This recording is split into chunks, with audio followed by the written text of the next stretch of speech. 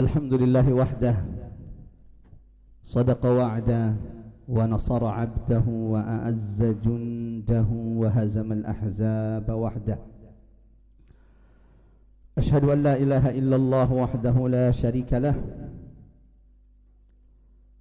وأشهد أن محمدا عبد الله ورسوله المبعوث رحمة للعالمين. اللهم صل وسلم على محمد وعلى آله وصحابته ومن تبعهم بإحسان إلى يوم الدين. أما بعد، اللهم ارفعنا بالقرآن، اللهم انفعنا بالقرآن، اللهم علمنا القرآن. قل إن صلاتي ونسكي ومحياي ومماتي لله رب العالمين، رضيت بالله ربا وبالإسلام دينا وبمحمد صلى الله عليه وسلم نبيا ورسولا. Ikhwatal iman azanallahu wa iyyakum ajma'in, jamaah dirahmati Allah Subhanahu wa taala. Alhamdulillah wa syukru lillah wa la hawla wa la quwwata illa billahil aliyyil azim, yang kembali merezekikan kepada kita kesempatan untuk melanjutkan pembahasan kitab Syama'ilun Nabi sallallahu alaihi wasallam karya Imam At-Tirmidzi rahimahullah. Dan alhamdulillah kita sudah sampai di bab ke-9. Bab ke-9 ini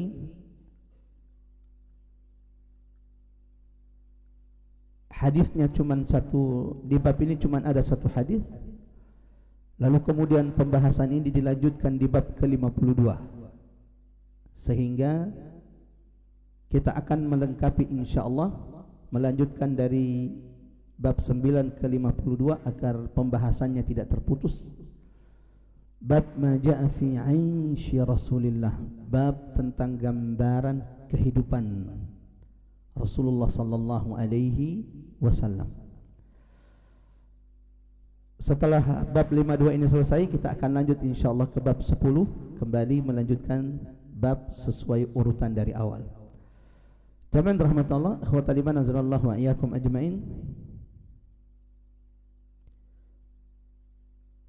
Di antara tanda al-imanu bir rasul, di antara tanda iman kepada Nabi sallallahu alaihi wasallam, sebagaimana di antara tanda mahabbatir rasul sallallahu alaihi wasallam, cinta kepada Nabi adalah ad-difa' an hurmatir rasul, membela kehormatan Rasulullah sallallahu alaihi wasallam. Kalau ada muslim mengaku umat Nabi, mendengarkan Nabi dinistakan, mendengarkan Nabi direndahkan, lam yuthir lahul ghadab, tapi tidak ada amarah di dalam dirinya, falyanzur, maka hendaklah melihat dalam dadanya adakah kecintaan Nabi sallallahu alaihi wasallam di sana. Karena jika dia betul-betul cinta kepada Nabi, pasti dia akan membela Rasulullah sallallahu alaihi wasallam dengan semua apa yang dia milikinya. Ini yang dicontohkan, diteladankan sahabat-sahabat Rasulullah sallallahu alaihi wasallam. Bagaimana seorang sahabat, Abdullah ibn Ubay bin Salul, seorang sahabat, bapaknya adalah pemimpin munafik di Madinah. Sampai di suatu peperangan atau di sebuah peristiwa, di sebuah kesempatan, pemimpin munafik ini, Abdullah bin Ubay bin Salul, memprovokasi orang-orang Madinah. Nanti kalau kita pulang ke Madinah, la irraja'na ilal Madinah, kita usir itu orang-orang Quraisy, orang-orang Mekah. Dulu kita aman di sini sampai mereka datang, kita mulai diperangi, kita pulangkan mereka ke negeri mereka. Sampailah kemudian kalimat Rasul munafik, pemimpin munafik ini, kepada putranya sendiri, bahwa dia ingin mengeluarkan Nabi sallallahu alaihi wasallam. Apa yang dilakukan oleh sahabat Abdullah bin Ubay bin Salul? Dia keluar ke pintu kota Madinah, dihunusnya pedangnya, dan ketika bapaknya yang ingin mengusir Nabi itu datang di pintu kota Madinah, beliau mengatakan, ya adu Allah, wahai musuh Allah, engkau yang tidak boleh masuk ke kota Madinah hatta ya'zana laka Rasulullah, sampai Rasulullah yang mengizinkan engkau boleh masuk ke Madinah. Jika engkau berani masuk, maka pedang ini akan bicara.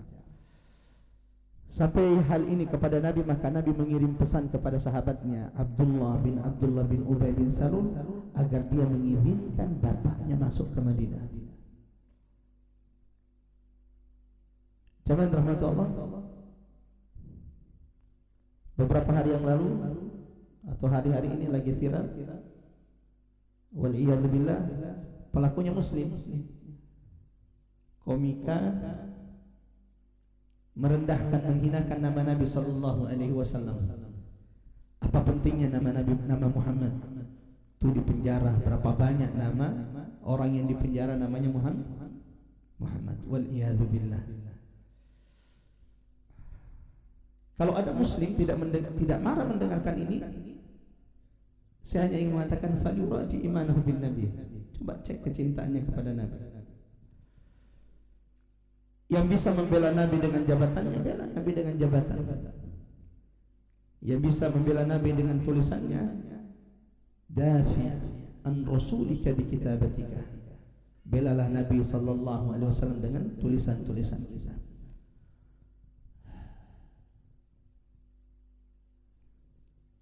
Allah mengkaruniakan kepada Nabi semua yang terbaik.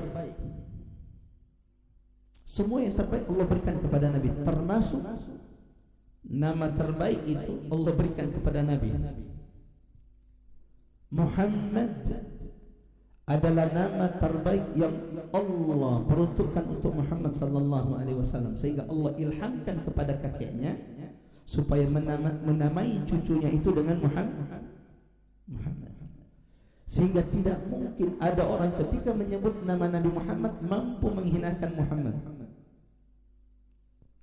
Coba. Kalau ada orang mengatakan Muhammad itu tidak baik, berarti dia tetap memuji nama Muhammad. Dia tetap memuji baginda Nabi, karena Muhammad itu artinya apa? Manusia yang terpuji. Jadi kalau dia mengatakan Muhammad tidak baik, berarti orang yang terpuji ini tidak baik. Gimana ceritanya orang yang terpuji tapi tidak baik? Dan Allah janjikan di dalam Al-Quran, jemaah rahmat Allah, wa rafa'na laka dzikrak. Wahai Muhammad, kami akan meninggikan penyebutanmu.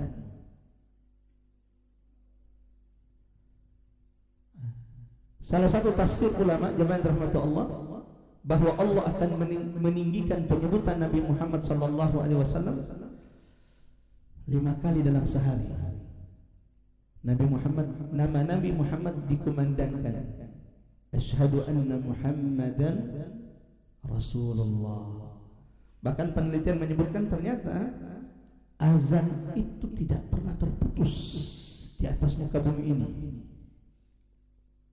Itu berarti nama Nabi Muhammad sallallahu alaihi wasallam tidak pernah terputus, diagungkan di semesta ini.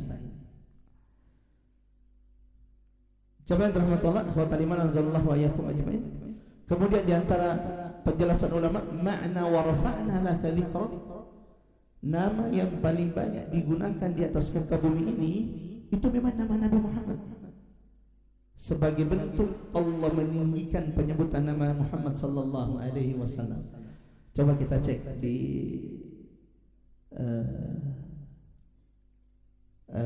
kesempatan ini, siapa di antara jamaah yang namanya Muhammad, angkat tangan. Angkat tangan yang namanya Muhammad di sini. Ada satu, masya Allah, ada kita. Ada berapa orang? Masya Allah.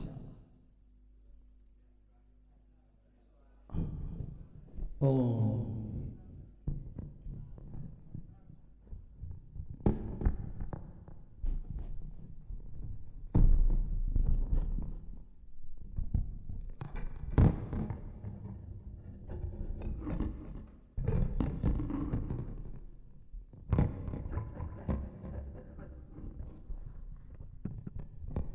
tes 1 2 tes.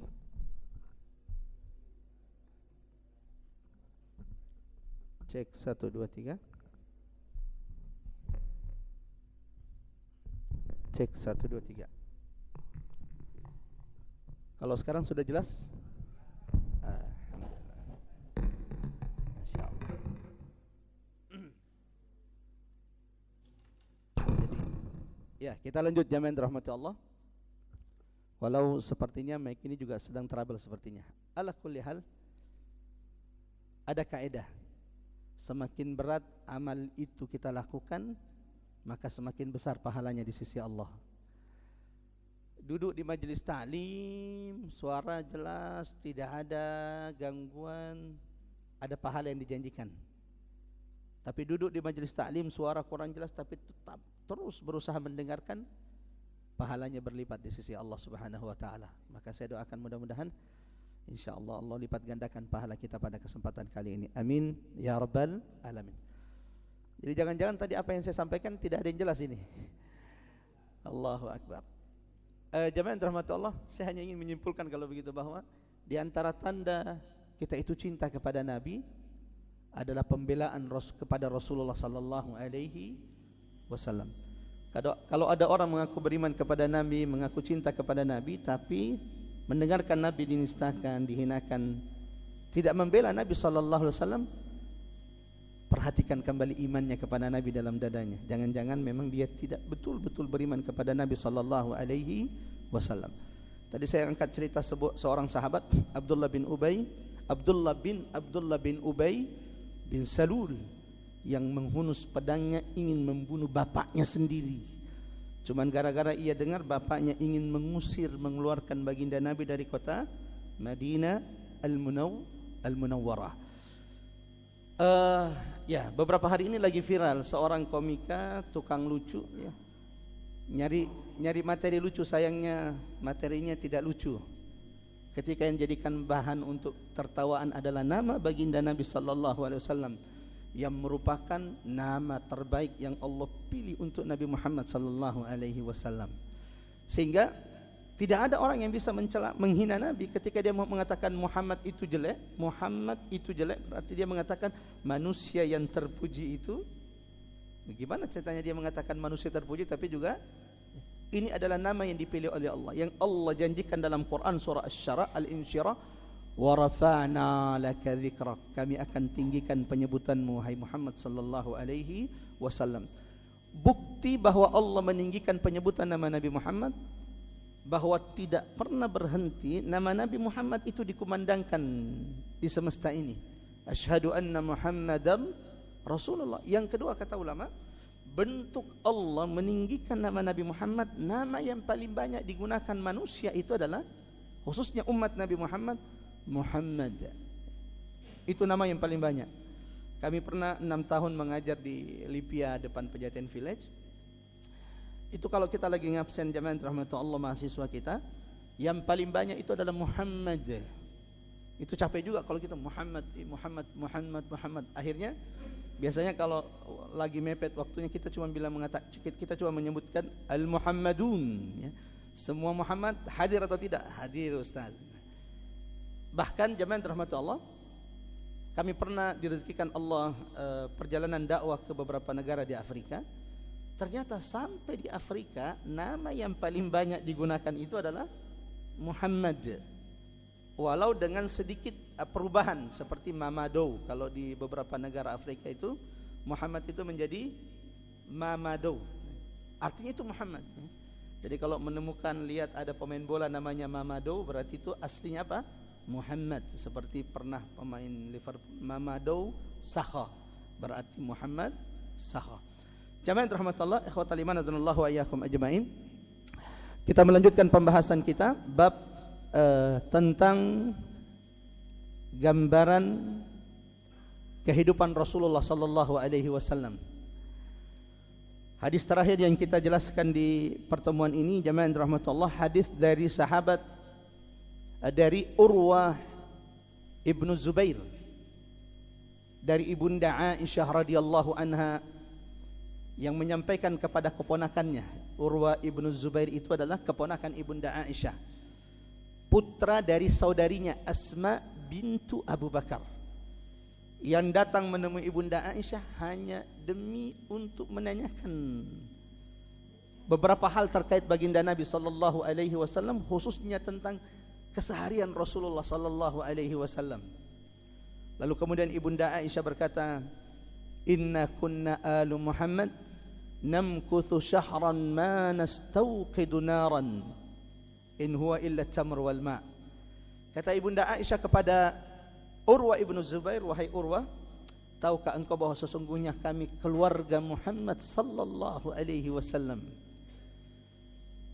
namkuthu syahran, kami melewati 1 bulan 30 hari atau 29 hari atau 28 hari. Namkuthu syahran, terkadang 1 bulan kami lewati di rumah-rumah kami, istri-istri Nabi tidak pernah menyala api." Allahu Akbar. Tidak pernah menyala api maksudnya apa? Tidak ada gandum makanan yang bisa dimasak di rumah Rasulullah sallallahu alaihi wasallam.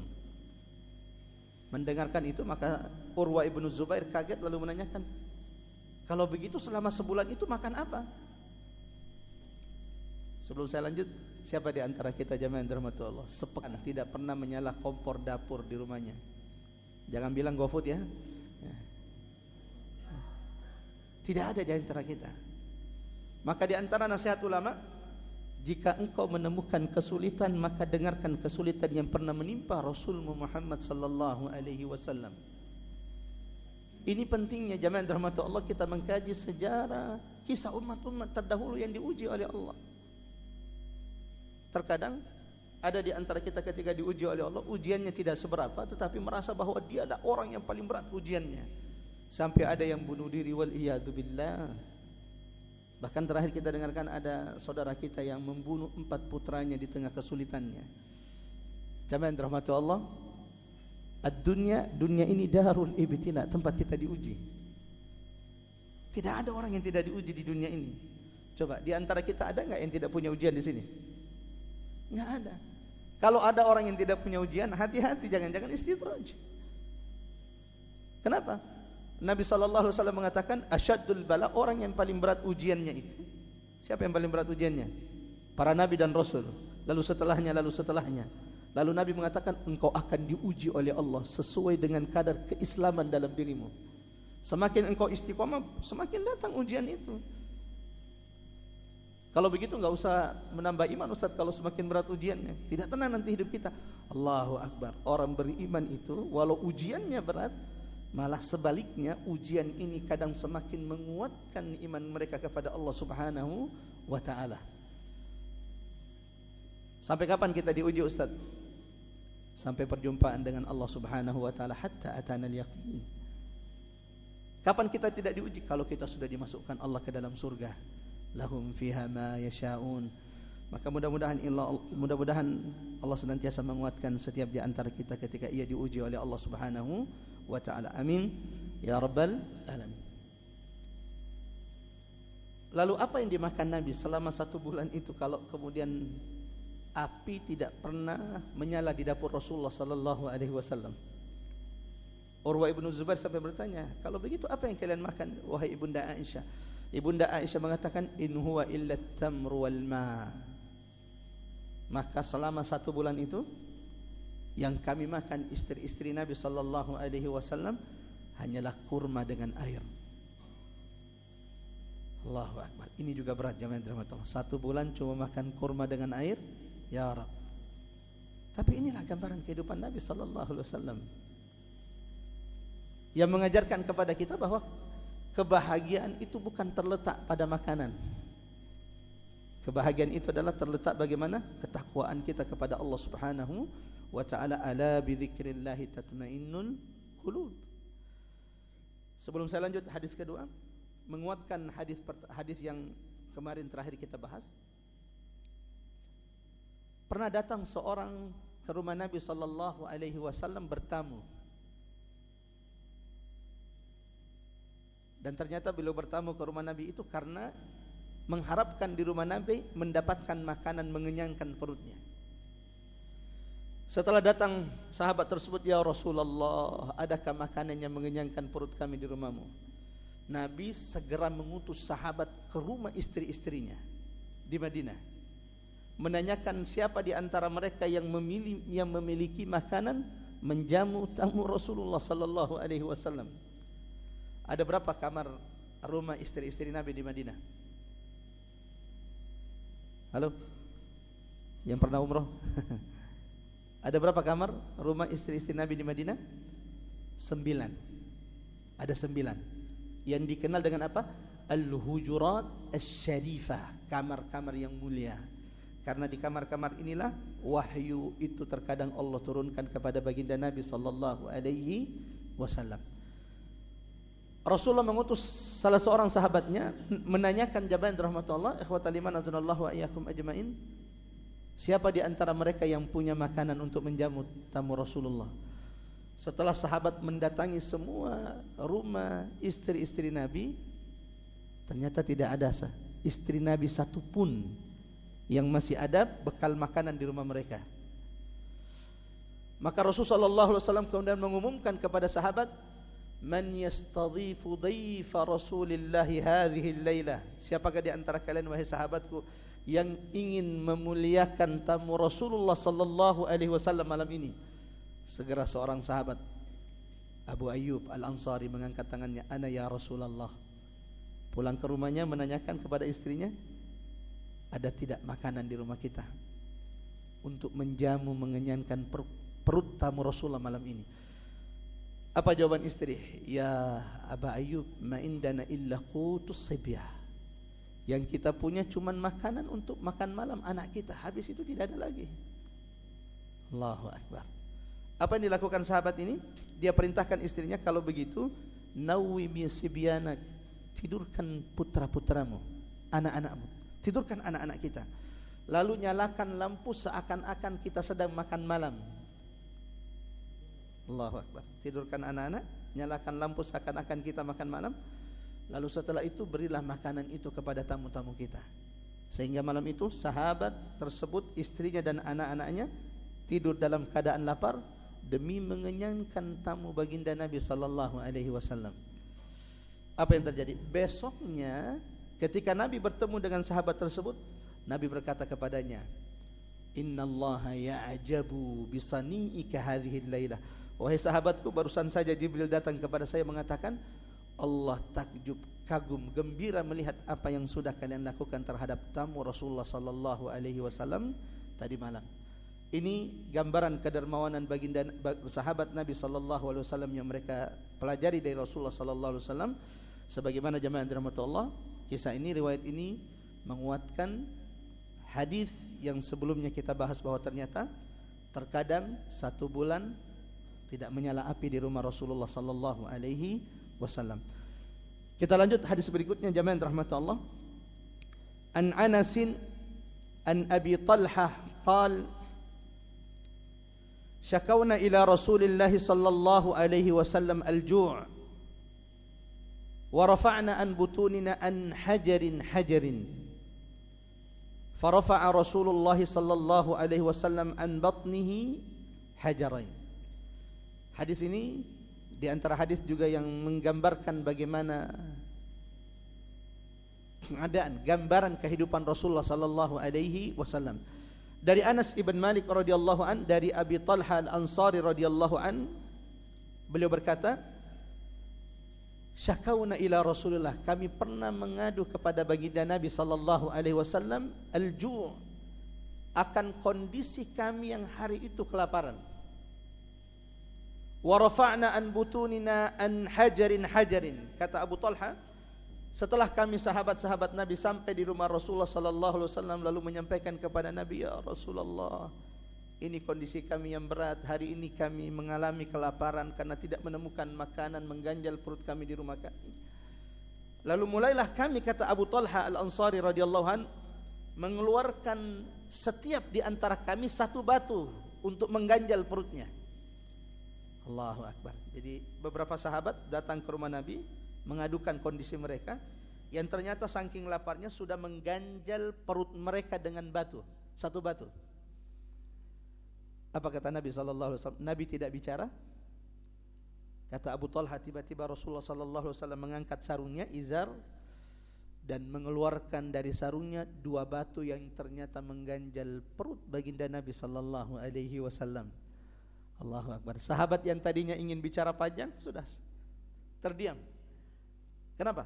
Kalau mereka baru mengganjal perut mereka dengan 1 batu, ternyata Rasulullah sallallahu alaihi wasallam sudah mengganjal perutnya dengan 2 batu. Allahu Akbar. Ini Muhammad sallallahu alaihi wasallam yang dunia itu pernah mengemis untuk dimiliki untuk dirinya. Allah pernah menawarkan kepada Rasulullah sallallahu alaihi wasallam agar gunung-gunung di kota Makkah itu dijadikan oleh Allah zahaban. Sebagaimana hadis Rasul sallallahu alaihi wasallam, "Arada alayya rabbi." Tuhanku pernah menawarkan kepadaku agar gunung-gunung di kota Makkah itu dirubah oleh Allah menjadi emas. Kalau kita ada di posisi Nabi, yes or no? Allahu Akbar. Tidak usah dijawab, sudah ketahuan jawabannya. Tapi apa jawaban Nabi sallallahu alaihi wasallam? Ya Rabb, ya Allah, aku memilih sehari kenyang, sehari lapar, agar aku bisa memujimu ketika aku lapar, dan aku bisa bersyukur kepadamu ketika engkau kenyangkan. Maka lagi-lagi ini penguat jemaah yang dirahmati Allah. Siapapun di antara kita yang mendapati kesulitan, maka dengarkan kesulitan yang pernah dilalui oleh baginda Nabi sallallahu alaihi wasallam. Demi Allah, kesulitanmu hari ini belum ada apa-apanya dibanding kesulitan yang pernah dilalui oleh Rasulullah sallallahu alaihi wasallam. Lanjut hadis berikutnya jemaah yang dirahmati Allah, dari sahabat Abi Hurairah radhiyallahu anhu qala, kharaja Rasulullah sallallahu alaihi wasallam fi sa'atin la yakhruju fiha wa la yalqahu fiha ahadun. Dari Abi Hurairah radhiyallahu an, sahabat yang paling banyak meriwayatkan hadis Nabi sallallahu alaihi wasallam, dan di pertemuan terakhir kita sampaikan salah satu riwayat yang menggambarkan perjuangan sahabat ini, Abu Hurairah, demi mendengarkan hadis-hadis Rasulullah sallallahu alaihi wasallam. Abu Hurairah di antara sahabat yang miskin, min ahli suffah. Apa itu ahli suffah? Sahabat yang tidak punya rumah di Madinah, tidak punya tempat tinggal di Madinah, sehingga mereka tinggalnya di masjid Nabi sallallahu alaihi wasallam. Tidak sedikit di antara ulama-ulama sahabat itu alumni as-suffah.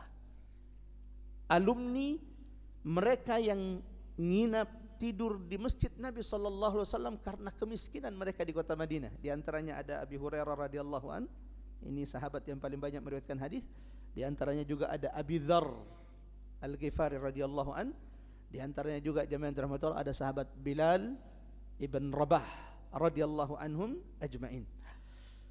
Abi Hurairah meriwayatkan suatu hari Rasulullah sallallahu alaihi wasallam keluar dari rumahnya fi sa'atin la yakhruju fiha, di waktu orang jarang keluar di waktu tersebut. Di antara penjelasan ulama, maksud waktu yang manusia orang jarang keluar di waktu tersebut adalah ketika matahari lagi terik, jadi di siang bolong. Wala yalqahu fiha ahadun, dan di waktu ini jarang orang menemui Rasulullah sallallahu alaihi wasallam. Ketika Nabi sallallahu alaihi wasallam keluar di waktu tersebut, fa'atahu Abu Bakrin, tiba-tiba datang sahabat Abu Bakar As-Siddiq radhiyallahu an. Faqala ma jaa bika ya Abu Bakar.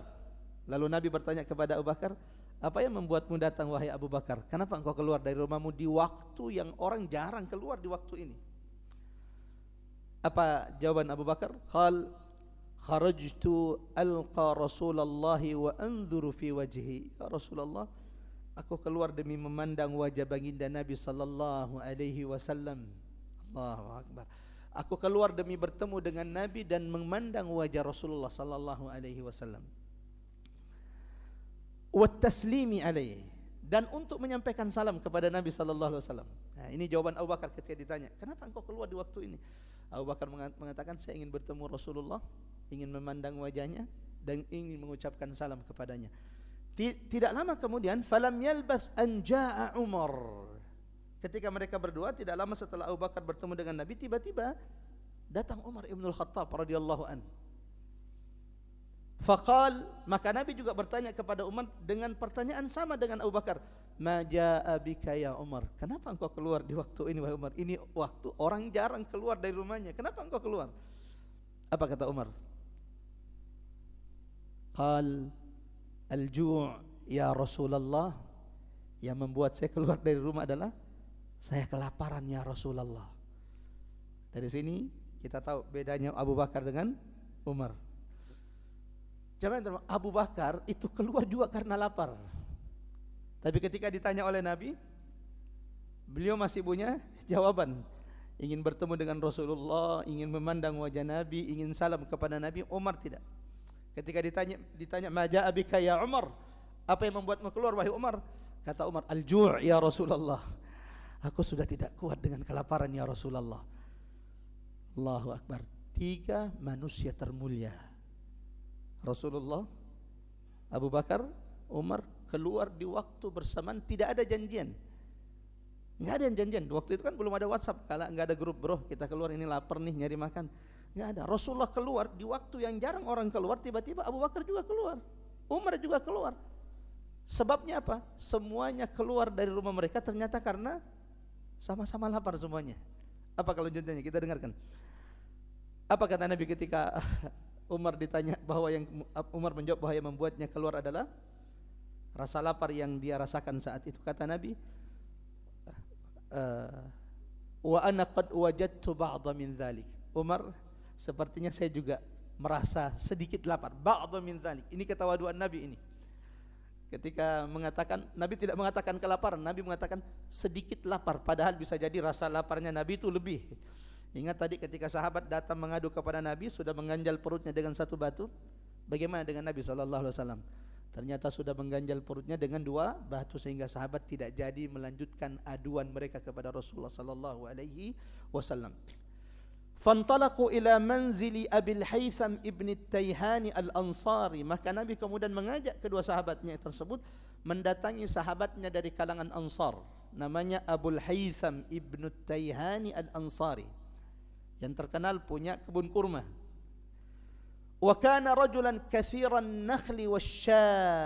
Sahabat ini siapa namanya? Abul Haytham, terkenal dengan pohon kurmanya yang banyak serta kambingnya yang banyak. Walam yakun lahu khadam, tapi tidak ada pembantunya. Punya banyak kurma, punya banyak kambing, tapi dia tidak punya pembantu, sehingga kadang dia sendiri yang kemudian mengerjakan semua pekerjaannya tersebut. Faqalu limra'ati aina sahibuk. Sampai Rasulullah dengan Abu Bakar As-Siddiq dan Umar bin Khattab di rumah sahabat Abul Haytham, ternyata tidak ditemukan sahabat tersebut. Yang ada cuman istrinya. Allahu Akbar. Kalau tiba-tiba yang datang bertamu ke rumah kita 3 manusia mulia ini, gimana kebahagiaan kita? Allahu Akbar. Jangankan Rasulullah, Imam Masjidil Haram saja yang berkunjung ke rumah kita itu sudah kebahagiaan betul bagi kita. Nah, bagaimana dengan sahabat ini? Rumahnya didatangi oleh tamu. Siapa tamunya? Rasulullah, Abu Bakar dan Umar. Maka Nabi kemudian bertanya kepada istrinya, aina sahibuk? Kemana suamimu? Dijawab oleh istrinya, faqalat intalaqa yasta'dzibu lana al-ma', karena saat itu lagi musim paceklik, musim kemarau. Maka istrinya mengatakan, ya Rasulullah, bapaknya anak-anak atau suamiku lagi keluar mengambilkan, mencarikan air segar untuk kami. Falam yalbathu an ja'a Abul Haytham biqirbatin yaz'abuha. Dan tidak lama kemudian Rasulullah SAW berada di tempat tersebut. Datanglah Abul Haytham, sahabat Nabi SAW, yang membawa wadah berisi air yang sudah diambilnya. Fawada'ah thumma ja'a yaltazimu Nabi SAW wa yufaddihi bi abihi wa ummi thumma intalaqa bihim ila hadiqatihi fabasata lahum bisata.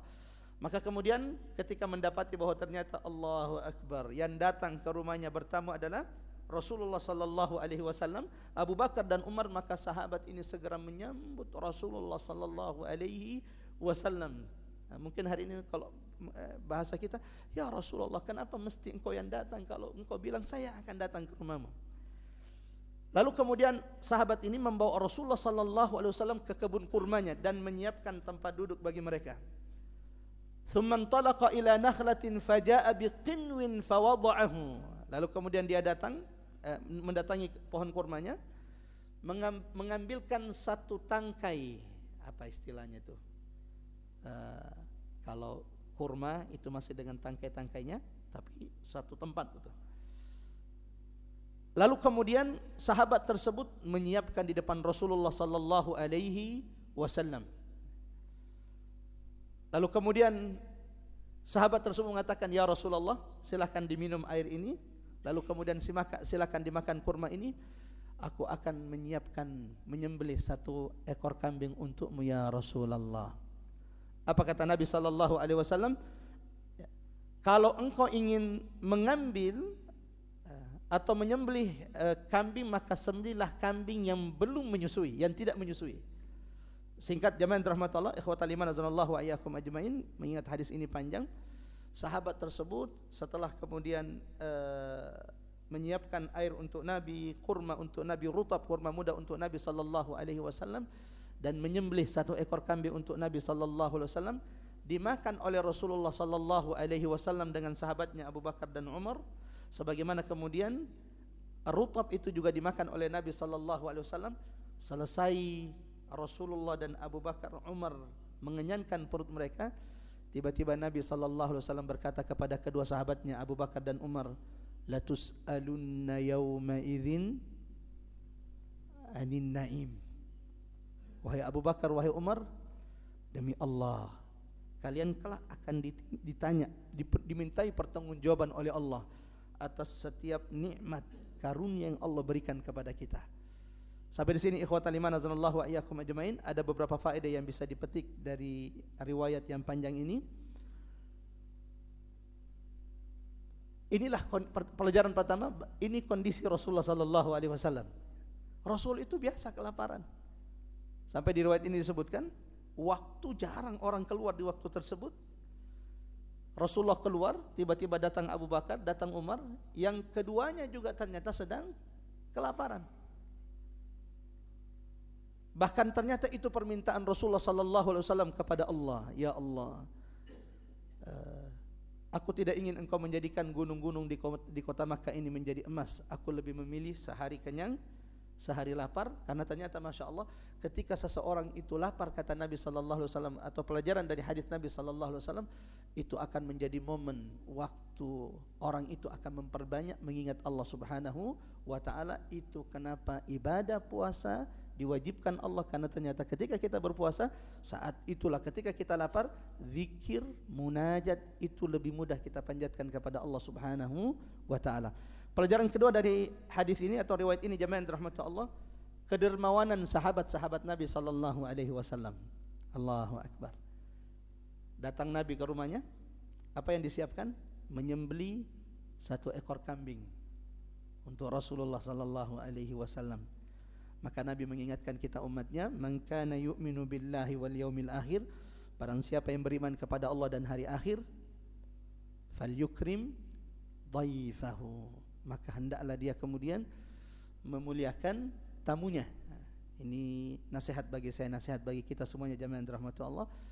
Jangan sampai kemudian kita kedatangan tamu tidak diperhatikan, tidak diajak ngomong, bahkan juga tidak ada minuman yang disiapkan. Nabi mengatakan, kalau orang itu betul-betul beriman kepada Allah dan hari akhir, maka hendaklah dia, wajib bagi dia memuliakan tamu yang datang ke rumahnya. Seperti yang dilakukan sahabat Rasulullah sallallahu alaihi wasallam, Abul Haythan Ibnu Taihani Al-Ansari, yang ketika Rasulullah sallallahu alaihi wasallam datang ke rumahnya, apa yang disiapkan untuk Nabi?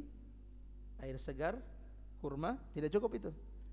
Kemudian menyembelih satu ekor kambing untuk tamu mulianya Rasulullah sallallahu alaihi wasallam bersama kedua sahabatnya.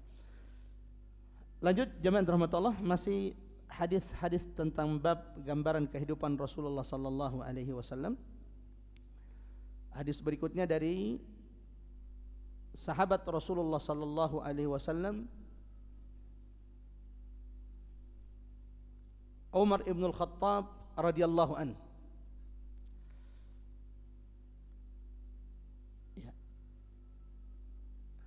Dari Abu Nu'amah al-Adawi, qala sami'tu Khalid ibn Umair, aku pernah mendengar Khalid ibn Umair wa Syuwaisan Abar Ruqad, sebagaimana aku pernah mendengar dari Syuwais Abu Riqad yang berkata, ba'atha Umar ibn al-Khattab Utbah ibn Ghazwan. Umar ibn al-Khattab pernah mengutus Utbah ibn Ghazwan. Waqal, dan Umar berkata kepadanya, menasihati Utbah ibn Ghazwan, intalik anta wa man ma'ak, pergilah engkau dengan pasukanmu. Hatta idza kuntum fi aqsa biladil Arab wa adna biladil Ajam, sampai jika engkau sudah berada di ujung negeri Arab dan perbatasan negeri Ajam. Negeri Ajam itu adalah selain negeri Arab. Fa aqbalu hatta idza kanu bil Mirbat, maka kemudian Utbah ibn Ghazwan yang diutus oleh Umar dalam sebuah peperangan dengan pasukannya, sampai ketika mereka berada di perbatasan negeri Arab dengan negeri Ajam, negeri selain Arab, di luar Jazirah Arab, di sebuah tempat yang bernama Al-Mirbat, wajadu hadzal kadzan faqala ma hadhihi. Mereka menemukan sesuatu lalu mereka bertanya, ada apa ini? Qalu hadhil basratu. Dikatakan kepadanya, jadi ketika mereka sampai di sebuah tempat yang bernama Kadzan, mereka bertanya, ini negeri apa? Ini daerah ini apa namanya? Kepada penduduk setempat. Lalu dijawab, qalu hadhil basrah. Ini adalah Basrah. Bagi yang pernah mendengarkan sirah baginda Nabi sallallahu alaihi wasallam, di umur Nabi 9 tahun, Nabi pernah datang ke tempat ini, yaitu Basrah di Syam. Ketika Rasulullah sallallahu alaihi wasallam dibawa oleh pamannya Abu Talib berdagang dari kota Makkah ke negeri Syam. Dan bertemulah Rasulullah dengan Rahib Bahirah, yang ketika pertama kali melihat baginda Nabi sallallahu alaihi wasallam, Rahib Bahirah mengatakan, siapa bapak anak ini? Lalu Abu Talib mengatakan, ana waliduhu, saya bapaknya. Lalu Rahib Bahirah mengatakan, mustahil bapak anak ini masih hidup. Disitulah Abu Talib mengatakan, na'am hadza ibnu akhi, betul, saya bukan bapak kandungnya, ini keponakan saya, ini anak saudara saya. Lalu kemudian Rahib Bahirah mengatakan, irji bi ibni ahika hadza, pulanglah segera dengan keponakanmu Abu Talib, dan jangan sampai orang Yahudi mengetahui berita yang aku ketahui tentang keponakanmu ini. Di sana Abu Talib, jemaah dirahmati Allah, sudah mengetahui bahwa baginda Nabi sallallahu alaihi wasallam akan memiliki kedudukan yang besar, yang mulia ke depan kelak ketika ia besar. Lanjut, hatta idza balagu hiyal al-jisr as-saghir faqalu ha huna umirtum fanadhalu fadzakarul hadits bitulihi. Karena Umar bin Khattab memerintahkan Utbah ibn Ghazwan membawa pasukannya sampai di perbatasan Jazirah Arab dengan kota-kota di luar Jazirah Arab. Ketika sampai di Basrah dan sampai di sebuah kota yang menjadi perbatasan Jazirah Arab dengan di luar Jazirah Arab, di sanalah kemudian Utbah ibn Ghazwan berkata, laqad ra'aituni wa inni lasabi'u sab'atin ma'a Rasulillah. Ketika ia istirahat dengan pasukannya dan sudah jauh dari kota Madinah, kan ini perbatasan Jazirah Arab dengan negara-negara di luar Jazirah Arab, dan kondisi mereka semakin sulit karena bekal yang mereka bawa dari kota Madinah semakin sedikit. Lalu sebagian di antara mereka mulai mengeluh kepada komandan mereka, Utbah ibn Ghazwan.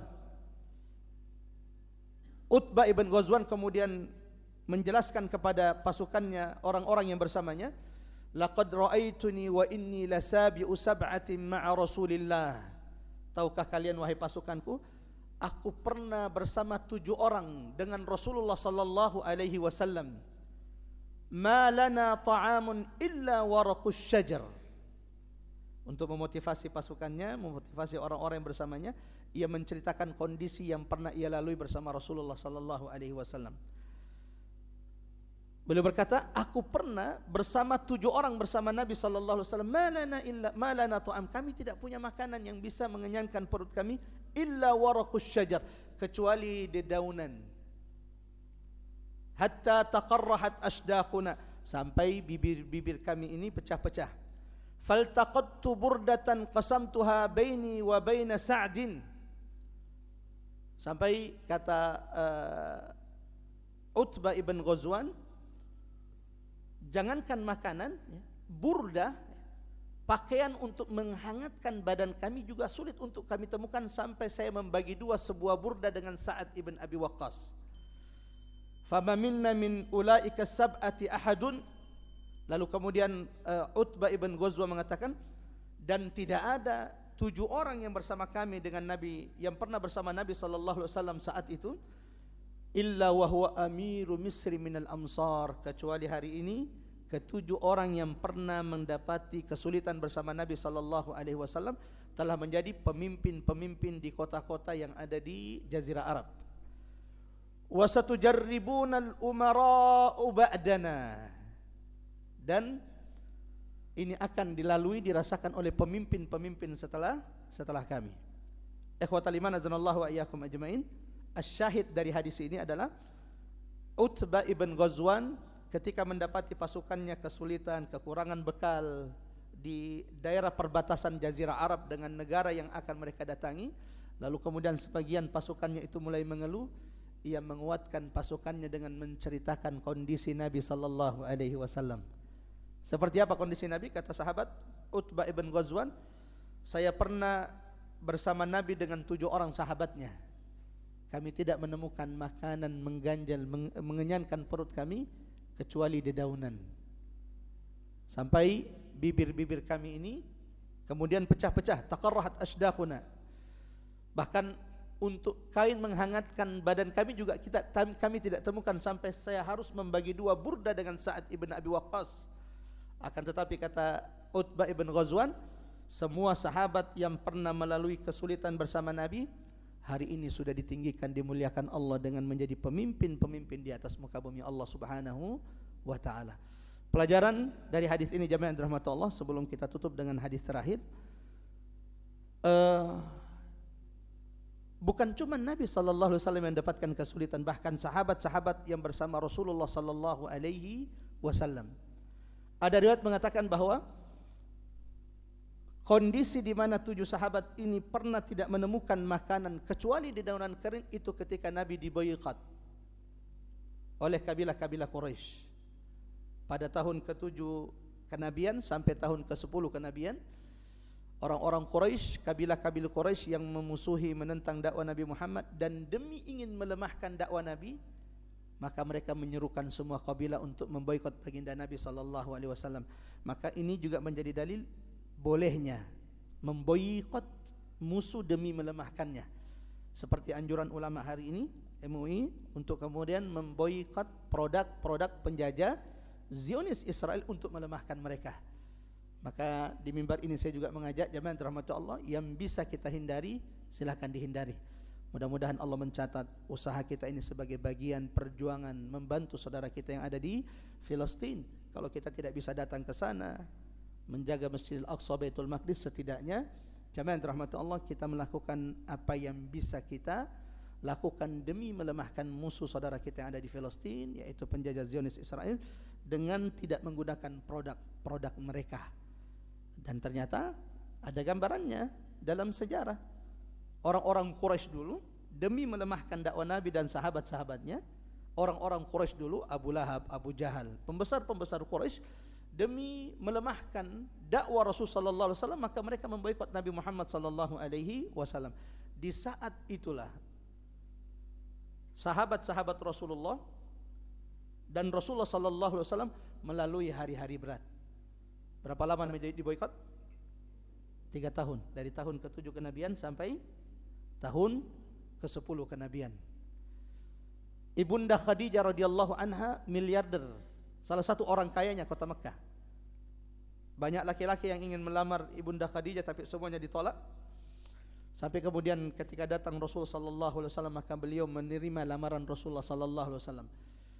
Menjelang wafatnya Ibunda Khadijah, habis seluruh hartanya. Nah, salah satu penjelasan ulama kita adalah di 3 tahun boikot Nabi oleh kabilah-kabilah Quraisy, disinilah Ibunda Khadijah menghabiskan hartanya menopang dakwah Nabi Muhammad sallallahu alaihi wasallam. Karena bukan cuma Nabi, sahabat-sahabat Nabi juga diboikot.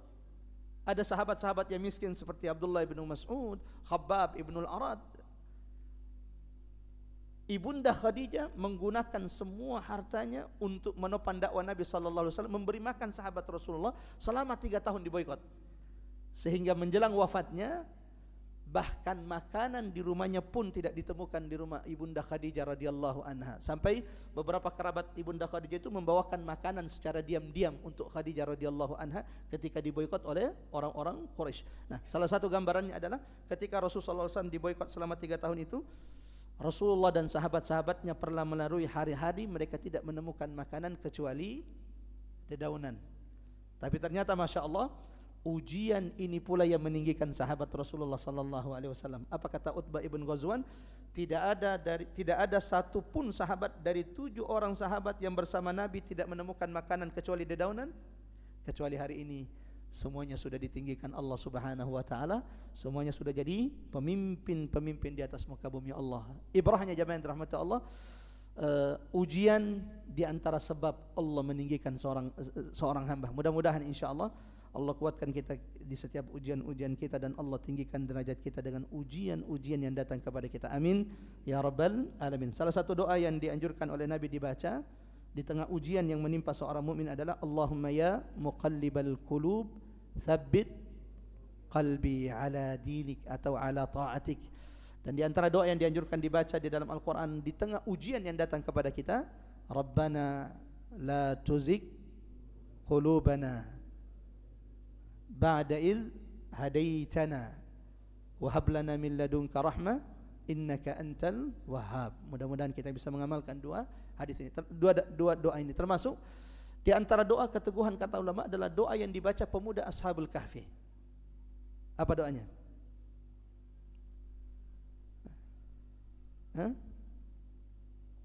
Silakan.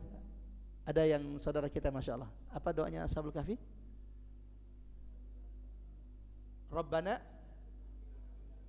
Rabbana atina min ladunka rahmah wa hayyi' lana. Allahu akbar. Ketika ulama menjelaskan tentang kisah Ashabul Kahfi, doa inilah ternyata yang menyelamatkan 7 pemuda Ashabul Kahfi sehingga mereka dijaga oleh Allah Subhanahu wa taala. Rabbana atina min ladunka rahmah wa hayyi' lana min amrina rasyada. Jadi ada 3 ya.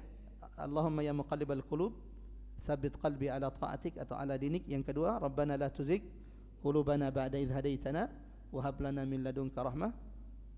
Rabbana la tuzigh qulubana ba'da idh hadaitana wa hab lana min ladunka rahmah innaka antal wahhab. Yang ketiga, Rabbana atina min ladunka rahmah wa hayyi' lana min amrina rasyada. Hadis terakhir dan kita tutup dengan hadis ini jemaah yang dirahmati Allah.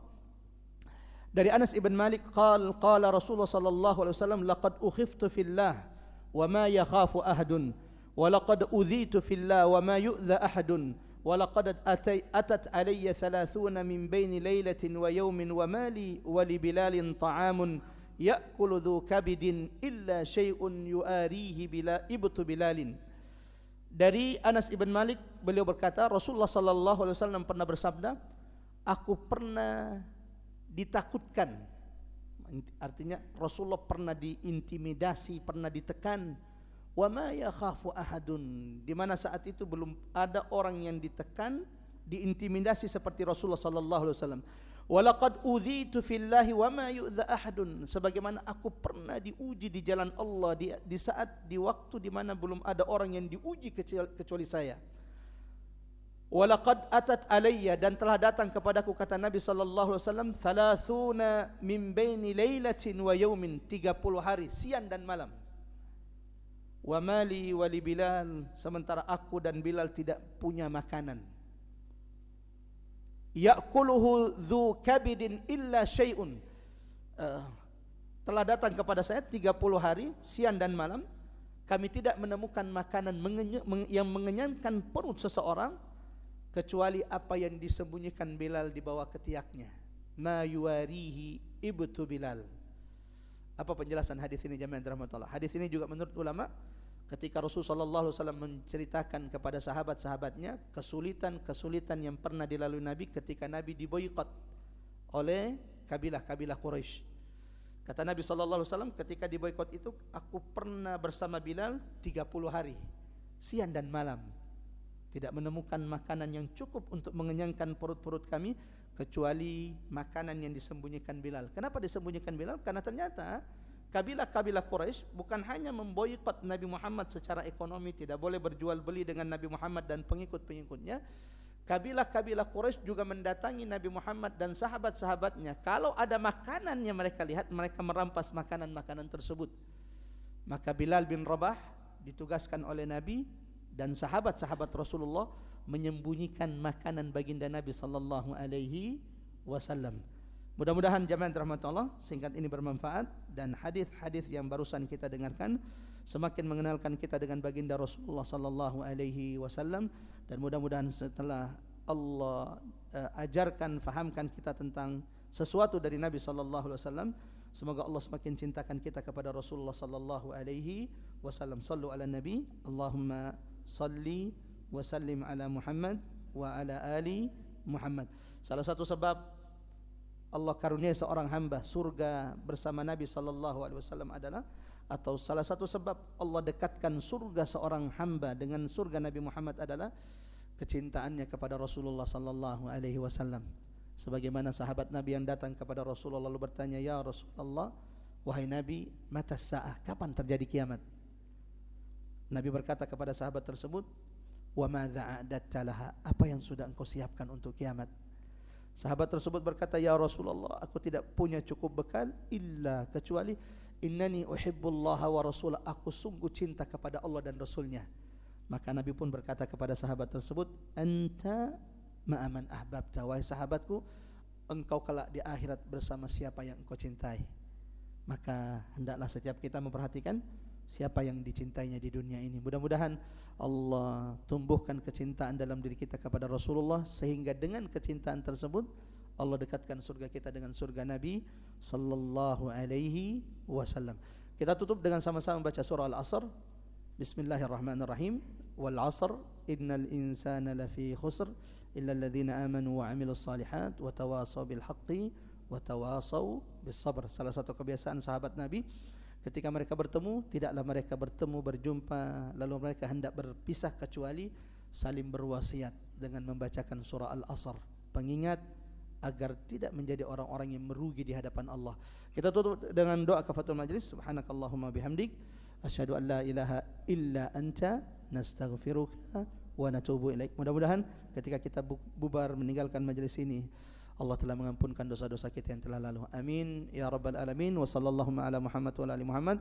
Wassalamualaikum warahmatullahi wabarakatuh.